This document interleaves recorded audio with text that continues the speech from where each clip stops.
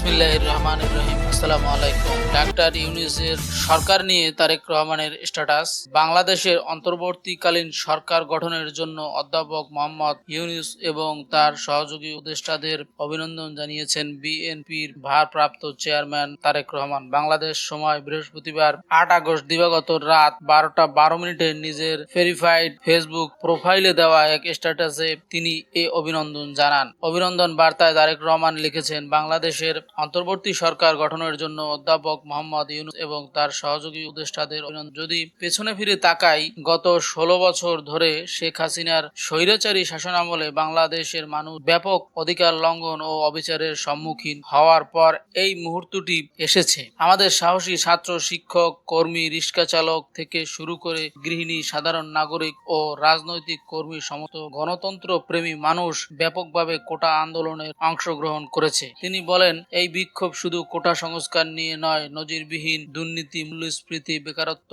মতপ্রকাশের স্বাধীনতা দমন পীড়ন এবং মানবাধিকার লঙ্ঘনের বিরুদ্ধে ঐক্যবদ্ধ অবস্থান। আওয়ামী লীগের শাসনামলে অন্যায়ের মাত্রা ভয়াবহ আকার ধারণ করেছিল। নতুন সরকারের কাছে জনগণের প্রত্যাশা কথা তুলে ধরে বিএনপির এই নেতা বলেন, সেই শাসনামলে পতনের সাথে সাথে বাংলাদেশের জনগণ অন্তর্বর্তীকালীন সরকারের কাছে সুষ্ঠু বিশ্বাসযোগ্য জাতীয় নির্বাচন অনুষ্ঠানের জন্য স্বাধীনভাবে স্বাধীনতার ভোটাধিকারের প্রত্যাশা করে, যেন তারা তাদের গণতান্ত্রিক আকাঙ্ক্ষার প্রতিফলন ঘটাতে পারে। বাংলাদেশের রাজনৈতিক পরিবেশে বিএনপির অবস্থা তুলে ধরে তিনি আরো বলেন, বিএনপি একটি পাবলিক ম্যান্ডেট সহ একটি নির্বাচিত সরকার গঠন এবং জনগণের সেবা করে একটি জবাবদিহিমূলক সংসদ, জনগণের অধিকার ও স্বাধীনতা পুনরুদ্ধার এবং এর ফলে আইনের শাসন ও সুশাসন প্রতিষ্ঠাকে সমর্থন করে। প্রসঙ্গত, নোবেল বিজয়ী অর্থনীতিবিদ অধ্যাপক ডাক্তার মোহাম্মদ ইউনূসের নেতৃত্বে ১৭ জনকে নিয়ে